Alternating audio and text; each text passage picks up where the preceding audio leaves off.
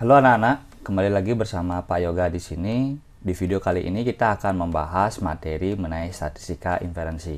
Ini adalah materi pada semester genap dan merupakan materi terakhir untuk matematika peminatan di kelas 12. Nah, untuk statistika inferensi ini, Bapak akan bagi menjadi beberapa bagian, yaitu untuk yang part pertama. Yang pertama kita akan bahas mengenai distribusi peluang variabel acak diskrit.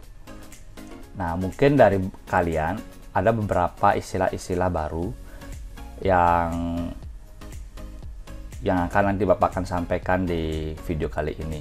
Jadi tonton baik-baik video ini ya.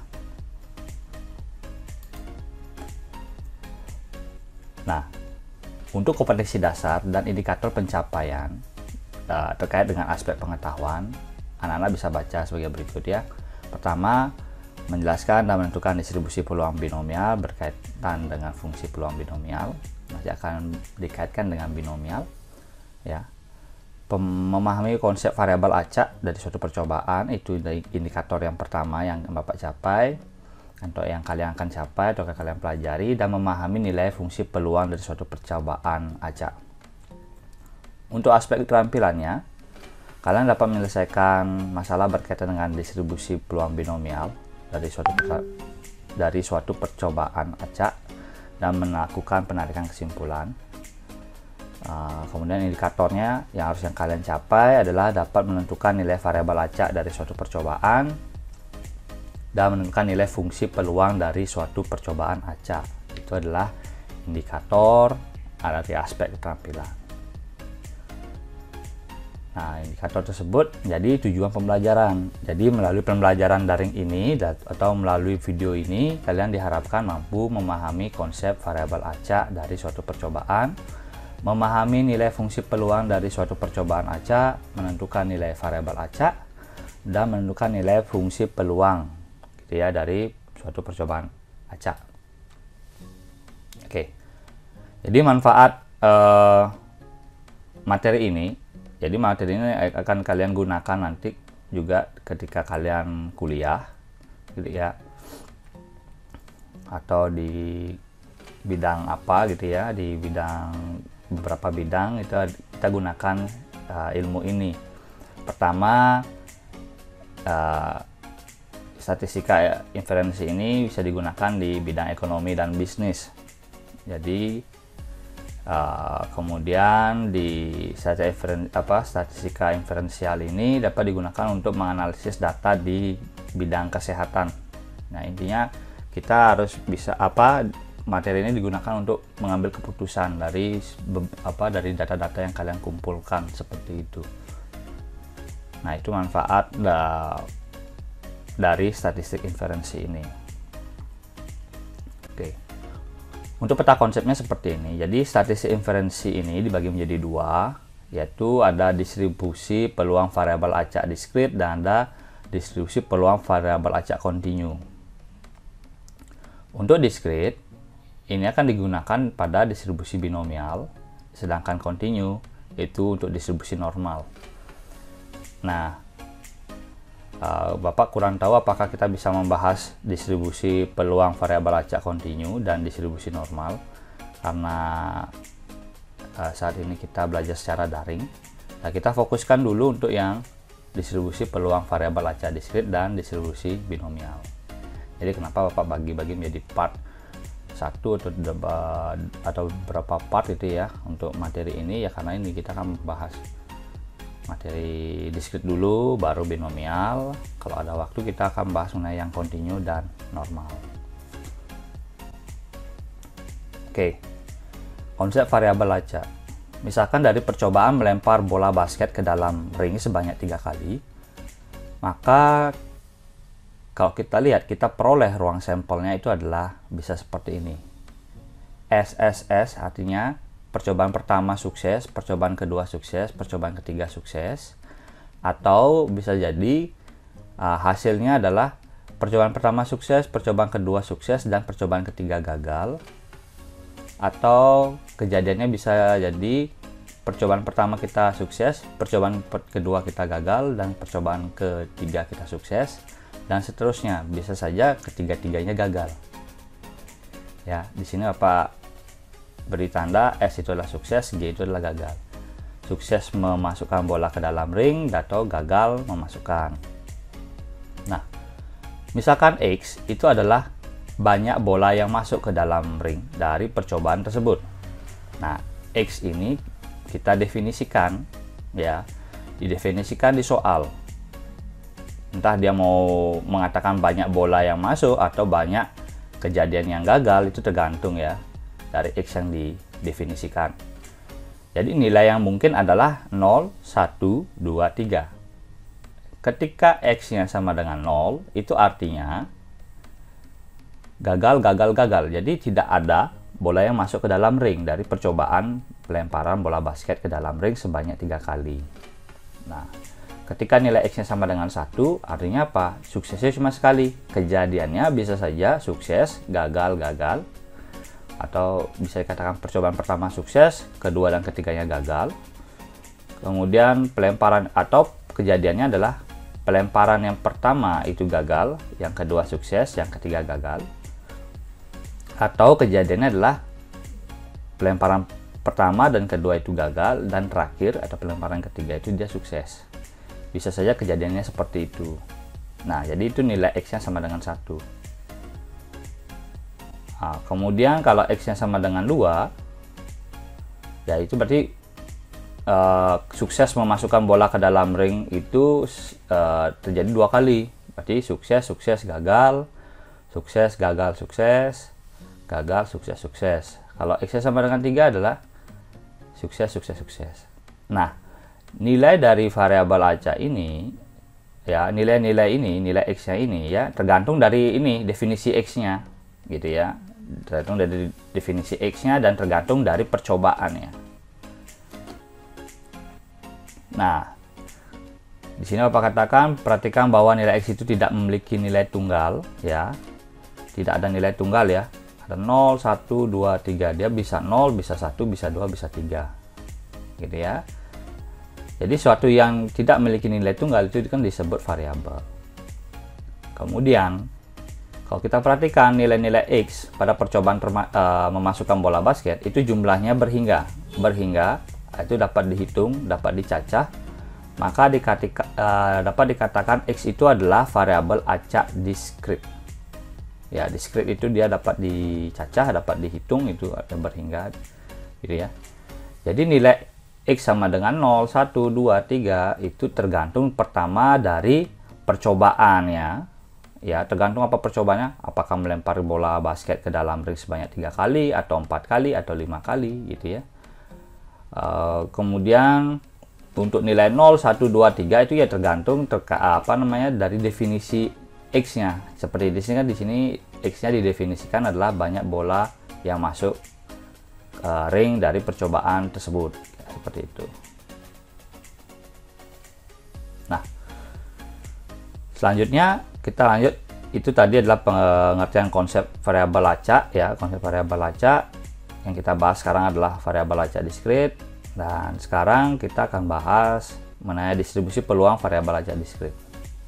Nah, distribusi peluang variabel acak diskrit ini merupakan suatu cara untuk menyajikan peluang nilai-nilai peluang variabel acak diskrit. Dinotasikan dalam bentuk F kecil ya, X. X ini adalah nilainya, nilai variabel acak seperti tadi ini, nilai X-nya 0, 1, 2, 3 gitu ya. Sama dengan P dalam kurung X besar atau X kapital sama dengan X kecil. X kapital ini menyatakan nama variabel acak diskritnya, yaitu banyak bola masuk ring dari 3 kali percobaan. Ya, itu nilai. Dan nilai X yang kecil yang merah ini adalah nilainya, yaitu 0, 1, 2, 3. Nah, kalau kita lihat tabel 1, nilai-nilai variabel acak diskrit. Nah, ketika X sama dengan 0, itu titik sampelnya adalah G, G, G. Ya, gagal, gagal, gagal. Itu banyak anggotanya adalah 1. Kalau ketika X-nya sama dengan 1, itu kejadiannya suksesnya sekali. Berarti sukses, gagal, gagal, gagal, sukses, gagal, gagal, gagal, sukses. Itu banyak anggotanya ada 1, 2, 3. Ada 3. Banyak anggota yang kejadiannya adalah sukses memasukkan bola itu sebanyak sekali. X sama dengan 2 juga 3 banyak anggotanya. X sama dengan 3 itu adalah 1, yaitu sukses. Kejadiannya cuma ya sekali kemungkinannya ya. Nah, itu nilai-nilai variabel acak diskrit X ya. Nah, untuk tabel 2 ini adalah tabel distribusi peluang variabel acak diskrit X. Jadi ketika X-nya ketika X-nya sama dengan 0. Nah, ini kan dia banyak anggotanya 1 nih. Dari totalnya kalau kita jumlahkan ini kan 8. Jadi peluangnya dia adalah 1/8. Ya, ini sama seperti kita belajar peluang di SMP. Ya. Jadi anggotanya cuma 1 dari total banyaknya anggota ruang sampel itu adalah 8. Kemudian ketika X sama dengan 1 itu 3/8, X sama dengan 2 3/8, X sama dengan 3 itu 1/8. Nah, di sini peluang itu ingat, kalau kita totalkan semuanya, kita kumulatifkan semuanya, itu nilainya harusnya sama dengan 1. Jadi nilai peluang diingat, nilainya paling rendah itu adalah 0 dan nilai paling tinggi adalah 1. Itu nilai peluang ya. Nah, itu distribusi peluang variabel acak diskrit. Dan kemudian ada namanya fungsi distribusi kumulatif variabel acak diskrit. Nah, jadi kalau kumulatif itu kita mencari peluangnya tidak satu nilai variabel acak aja. Jadi misalkan kita mencari peluang variabel acak X yang kurang dari atau sama dengan suatu nilai X. X ini adalah nilai variabel acak ya, ditulisnya adalah F besar. Nah, berbeda dengan yang tadi. Kalau fungsi peluang itu F-nya kecil. Ya, Fx itu sama dengan P dalam kurung X kapital sama dengan X.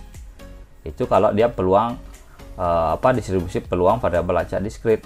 Tetapi kalau fungsi distribusi kumulatif, ya namanya kumulatif, dia kan tidak lebih dari 1 ya. Ya, maaf. Jadi di kumulatif itu lebih dari 1 gitu ya. Nah, misalnya seperti ini. Peluang variabel acak X yang kurang dari atau sama dengan suatu nilai X, ditulisnya F kapital X sama dengan P X kurang dari sama dengan X kecil. Nah, ini tandanya kurang dari di sini. Nah, misalkan X itu sama dengan C yang merupakan salah satu nilai variabel acak X.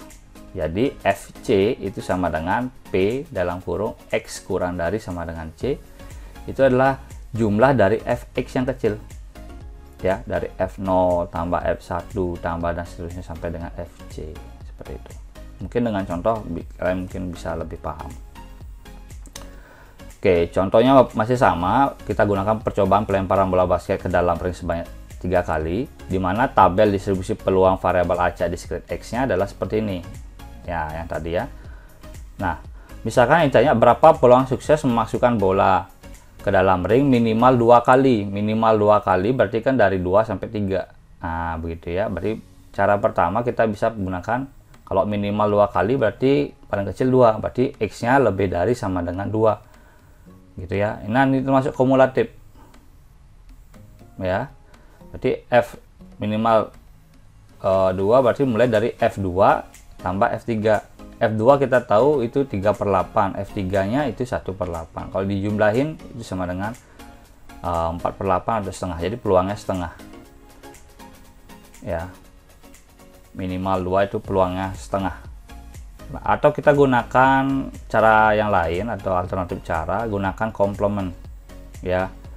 Jadi ketika kita mencari peluang X lebih dari sama dengan 2, komplementnya adalah X kurang dari 2. Jadi Px lebih dari sama dengan 2 itu sama dengan 1 dikurangi Px kurang dari 2. Kalau kurang dari 2 itu mulai dari 0 tambah 1 ya, F0 tambah F1 ya, jadi 1 dikurangi 4/8 itu jadinya 4/8 sama dengan setengah. Jadi sama-sama dengan setengah gitu ya. Oke. Nah, itu contoh untuk fungsi distribusi kumulatif ya. Oke, dan ini adalah tugas untuk kalian. Tugas yang pertama, Ada sebuah kantong berisikan 2 bola merah dan 3 bola biru. Jadi ada 2 bola diambil sekaligus secara acak tanpa ada pengembalian. Jadi diambil sekaligus. Nah, di sini Bapak definisikan X-nya itu adalah kejadian terambilnya bola biru. Jadi kalau kalian ambil 2 bola sekaligus, apa saja sih yang akan terjadi, itu kalian coba kalian cacah. Nah, tentukan mungkin akan membantu kalau kalian mencari ruang sampelnya ya, sehingga kalian bisa menentukan nilai-nilai dari variabel acak X, kemudian tentukan distribusi peluang dari X, dan tentukan peluang kejadian minimal terambil 1 bola biru. Oke, itu tugas untuk kalian, bisa kalian kerjakan. Untuk pengumpulannya, tugasnya Bapak harapkan itu hari ini ya, paling akhir ya jam 12 ya, jam 12 siang itu sudah terkumpul semuanya. Oke, terima kasih anak-anak, tetap semangat belajar dan Bapak harapkan kalian sehat selalu.